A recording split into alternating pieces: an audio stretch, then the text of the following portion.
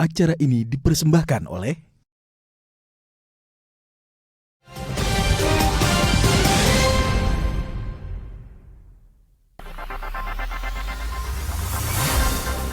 Polemik pemeringkatan kelompok kesejahteraan masyarakat berdasarkan desil terus menuai polemik karena dinilai tidak sesuai dengan kondisi di lapangan. Banyak warga yang merasa ekonomi masih sulit, tidak terdaftar sebagai penerima bantuan sosial dan masuk dalam kelompok desil 6 hingga 10. Masyarakat umumnya menilai kondisi ekonomi berdasarkan pendapatan, pengeluaran, dan kebutuhan sehari-hari. Sementara itu, penilaian kesejahteraan dalam DTSN menggunakan sejumlah indikator rumah tangga seperti aset, kondisi dan kepemilikan rumah, kendaraan bermotor, serta karakteristik rumah tangga lainnya. Polemik menjadi semakin sensitif karena desil memiliki konsekuensi terhadap sejumlah program pemerintah. Berdasarkan data cek Bansos Kementerian Sosial, desil 1 sampai 4 dapat diusulkan sebagai penerima bantuan program Keluarga Harapan dan program sembako. Sementara desil 5 dapat diusulkan sebagai peserta penerima bantuan iuran jaminan kesehatan. Karena itu, perubahan posisi desil bukan sekadar perubahan angka di dalam sistem. Baik pemirsa, kita langsung saja menanyakan hal ini dengan Yusuf Randy Manilet selaku Strategic Research Manager dari KOR. Halo, selamat siang Pak Yusuf, apa kabar? Selamat siang, kabar baik Mbak Lintang. Baik Pak Yusuf, ini sebelum kita ke polemiknya terkait dengan desil, mungkin ini banyak sekali masyarakat yang berpikir bahwa dengan adanya desil ini tidak sesuai dengan situasi dan kondisi ekonomi mereka. Mungkin bisa dijelaskan oleh Pak Yusuf sebenarnya apa yang dimaksud dengan data desil ini dan apa yang membuat data ini bisa dikategorisasikan dari 1 hingga 10, Pak Yusuf? Ya, desil itu secara sederhana sebenarnya merupakan kategorisasi kelompok masyarakat berdasarkan penghasilan ya. Penghasilan dari 10% terbawah, kemudian nanti ada 10% di atas desil pertama sampai dengan desil 10. Jadi sederhananya misalnya kita dalam suatu kelompok masyarakat ada 100 orang, maka itu dikelompokkan dan dibagi gitu ya. Siapa yang mempunyai 10% kelompok penghasilan paling rendah, kemudian di desil kedua itu 10% di atas desil pertama. Jadi sampai dengan ke desil 10. Biasanya desil ini memang digunakan untuk mengelompokkan masyarakat berdasarkan penghasilan. Hanya saja kita tahu bahwa di Indonesia BPS itu sebenarnya tidak punya data penghasilan yang didapatkan dari masyarakat. Makanya yang digunakan oleh BPS itu biasanya pakai proksi pengeluaran gitu ya. Artinya kan pengeluaran dari masyarakat itu sebenarnya juga mencerminkan penghasilan mereka.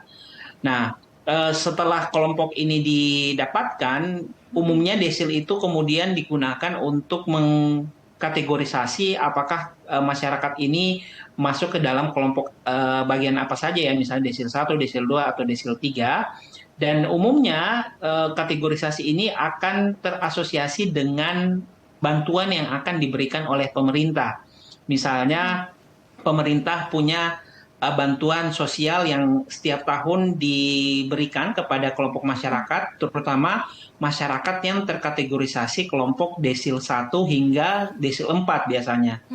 Nah, hanya saja kemudian kenapa desil ini menjadi polemik, karena beberapa waktu yang lalu pemerintah sempat mewacanakan untuk kemudian menggunakan data terbaru DTSN namanya.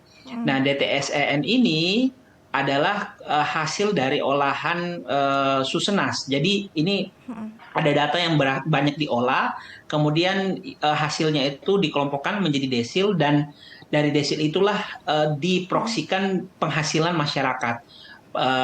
Desil 1 penghasilannya sekian, desil 2 sekian, dan seterusnya gitu. Nah, kenapa kemudian menjadi polemik? Karena dalam penggunaan data Susenas yang menjadi dasar penghitungan DTSN yang dilakukan oleh BPS, range ataupun gap yang terdapat di setiap desil itu lumayan besar gitu ya. Misal saya ambil contoh desil 10 ya, kalau kita menggunakan data Susenas, gap penghasilan yang berada di maksud saya gap pengeluaran ya. Jadi ini adalah semacam proksi dari penghasilan. Jadi penggunaannya itu adalah pengeluaran di gap pengeluaran di desil 10 itu berada di kisaran 3 juta hingga 100 jutaan gitu ya. Jadi itu menggambarkan betapa besarnya ketimpangan yang bisa muncul di desil 10. Makanya kenapa kemudian dalam sosialisasi yang dilakukan oleh pemerintah dan banyak masyarakat yang sudah mencoba mereka masuk ke kategori mana, kemudian mereka kaget. Ada yang kemudian masuk ke kategori desil 10. Itu padahal menurut mereka penghasilan mereka tidak katakanlah sebesar pada kelompok-kelompok orang kaya gitu ya. Nah, inilah yang menjadi kelemahan dan menjadi titik kritis dari penggunaan desil. Apalagi kalau misalnya data ini akan digunakan secara luas gitu ya, tidak hanya untuk penyaluran bantuan sosial saja, tetapi ada wacana desil ini juga akan digunakan untuk menseleksi siapa yang kemudian boleh menikmati subsidi BBM yang akan dikeluarkan oleh pemerintah. Makanya ini kemudian menjadi polemik dan diskusi di masyarakat secara luas, Mbak Lintang.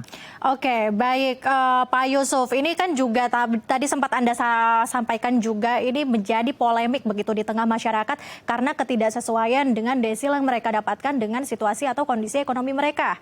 Seperti itu Pak Yusuf. Nah, sebenarnya dari data kesalahan pemerintah mungkin ya yang mengkategorisasikan masyarakat kita saat ini sebenarnya potensi dari kemunculan ataupun munculnya kategorisasi ini dari mana Pak Yusuf sampai akhirnya ini tidak sesuai begitu dengan kondisi masyarakat kita saat ini?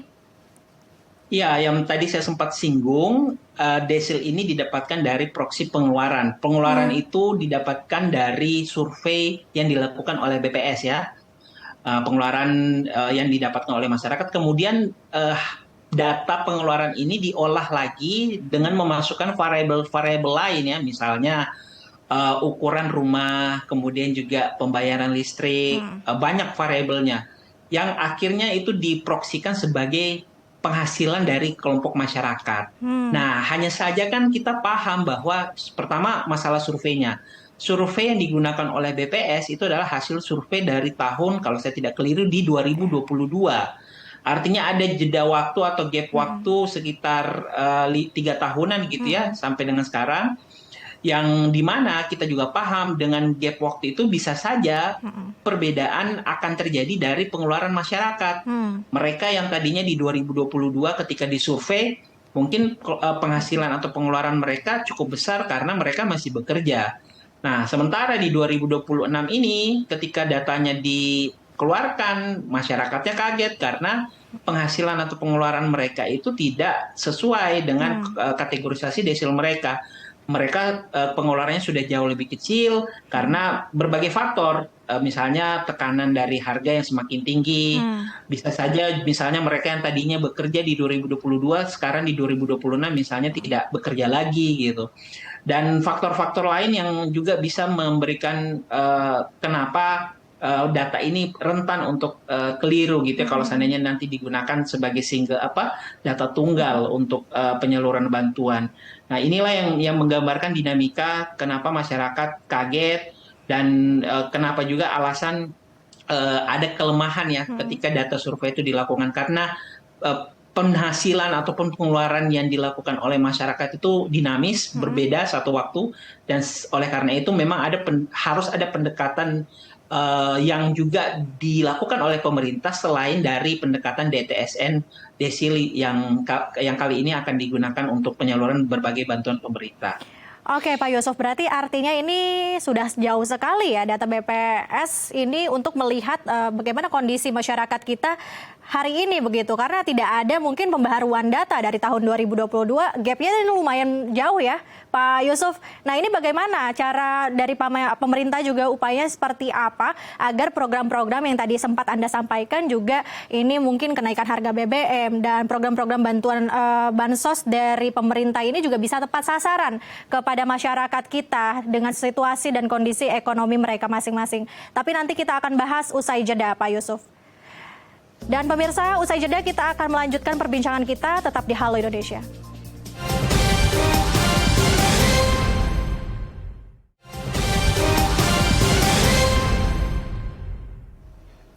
Terima kasih pemirsa, masih bersama kami di Halo Indonesia. Kita melanjutkan diskusi bersama dengan Yusuf Randy Manilet selaku Strategic Research Manager dari KOR. Baik Pak Yusuf, kita akan melanjutkan kembali perbincangan kita. Tadi sempat Anda sampaikan juga ini nantinya data desil juga dapat memberikan begitu ya program-program dari pemerintah sampai dengan juga ini kebijakan pembatasan dari Pertalite itu sendiri. Kalau menurut Anda, apakah dengan adanya kategorisasi ini yang belum semuanya tepat sasaran begitu dikategorisasikan untuk masyarakat, apakah ini menjadi momen yang tepat juga adanya desil dan bagaimana masyarakat yang tidak sesuai gitu dengan desil ini untuk menerima bansos tepat sasaran, Pak Yusuf? Iya, tentu kita mengapresiasi pemerintah ketika wacana penggunaan desil ini diluncurkan. Pemerintah juga membuka ruang bagi masyarakat yang menganggap atau merasa kelompok penghasilannya tidak sesuai dengan kategorisasi desil yang digunakan oleh pemerintah. Nah, hanya saja menurut kami kita tentu perlu mengawal bagaimana tindak lanjut dari laporan ataupun perubahan yang diajukan oleh masyarakat. Jangan sampai kemudian masyarakat yang sudah merasa ternyata tidak sesuai penghasilannya dengan kategorisasi desil pemerintah, dan sudah melaporkan ke pemerintah ataupun hotline yang dituju, tetapi pada akhirnya ini tidak tertindak lanjut gitu ya, tidak ada follow up-nya. Ini saya kira menjadi perhatian tersendiri, kita perlu kawal karena bagaimanapun juga nantinya data ini kan akan diperbaharui dari masukan masyarakat, dan justru masukan dari masyarakat ini yang juga krusial gitu ya untuk mengukur seberapa jauh validitas dari data yang digunakan oleh pemerintah. Hanya menurut saya juga nanti kita perlu tunggu prosesnya gitu ya. Artinya setelah masyarakat me-upload ataupun memberikan sanggahan terkait pengelompokan desil, nanti tentu pemerintah perlu juga memvalidasi gitu ya apakah laporan dari masyarakat ini sudah tepat atau tidak sebelum kemudian diubah data yang digunakan dalam kelompok sistem desil oleh pemerintah. Jadi kita perlu kawal ke depannya, terutama untuk pembaharuan data. Dan yang tidak kalah penting juga sebenarnya begini, kalau kita bicara data, pembaharuan itu kan sebenarnya tidak hanya dilakukan atau tidak bisa dilakukan pada kelompok level pemerintah pusat saja gitu ya.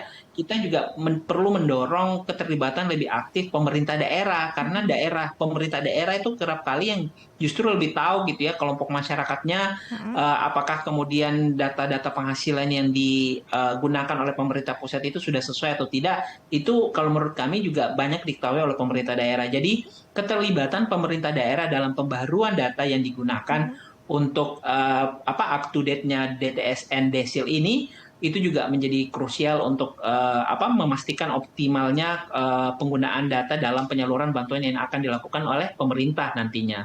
Oke, baik Pak Yusuf. Nah, kalau misalkan ini kan juga masih berlangsung begitu ya, sensus ekonomi. Tentunya ini harapan dari masyarakat juga agar verifikasi data, kategorisasi ini juga dapat sesuai begitu dengan kondisi mereka saat ini. Lalu menurut Anda dari KOR sendiri, apa sih yang membuat khawatir jika misal verifikasi data ini tetap ada kekeliruan, tidak kesesuaian, dan sebenarnya dampak dari masyarakatnya itu sendiri nanti seperti apa, Pak Yusuf?